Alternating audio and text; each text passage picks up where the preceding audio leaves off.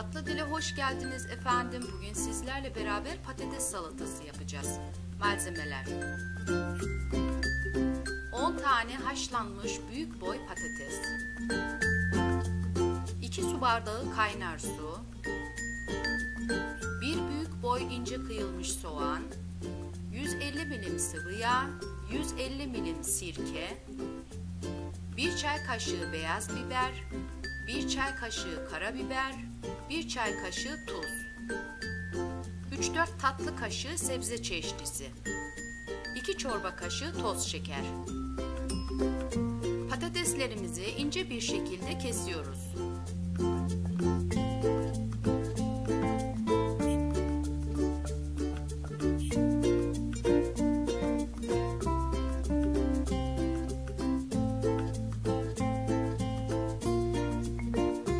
Kaynar suyumuza çeşnimizi ilave ediyoruz ve patatesin üzerine döküyoruz.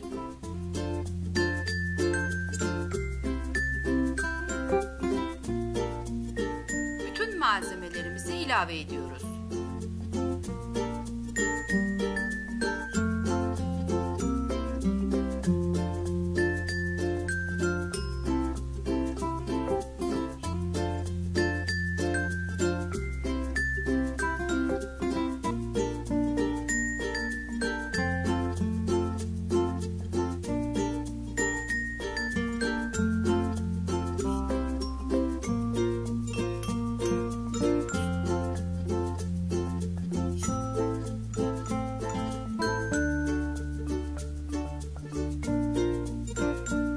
Streç folyo ile kapatıyoruz ve yarım saat dinlendiriyoruz.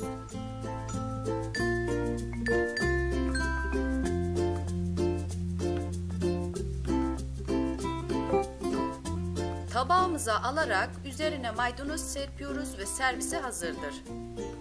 Tariflerimi ve videolarımı kaçırmak istemiyorsanız kanalıma abone olmayı unutmayın. Bir dahaki videoda görüşmek üzere efendim. Hoşça kalın.